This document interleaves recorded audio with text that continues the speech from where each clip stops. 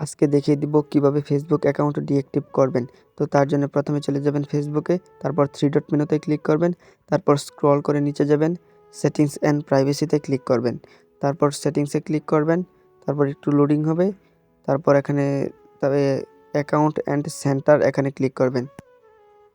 উপরে দেখেন account and centre এখানে ক্লিক করবেন। আমি টিক মার্ক দিয়ে দেখিয়ে দিচ্ছি, আপনি এখানে ক্লিক করবেন। তারপর আপনি নিচে যাবেন, নিচে গিয়ে পার্সোনাল ডিটেলস এখানে ক্লিক করবেন। পার্সোনাল ডিটেলস এখানে ক্লিক করুন।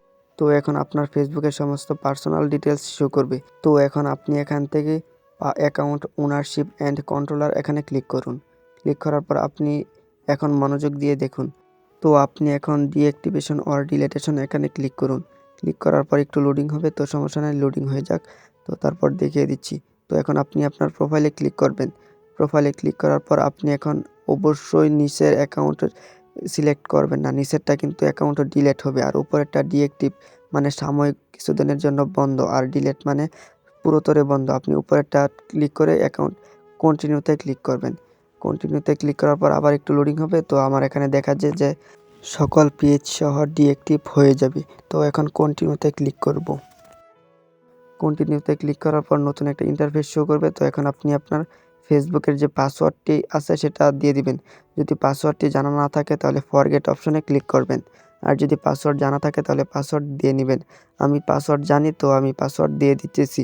তো তারপর দেখিয়ে দিচ্ছি, তারপর কন্টিনিউতে ক্লিক করবেন। তো কন্টিনিউতে ক্লিক করার পর একটু লোডিং হচ্ছে, তো লোডিং হোক। তারপর এখন ক্রিয়েট পাসওয়ার্ড এখানে ক্লিক করবেন। ক্রিয়েট পাসওয়ার্ড এখানে ক্লিক করবেন। তো আমি ক্রিয়েট পাসওয়ার্ডে ক্লিক করে দিচ্ছি।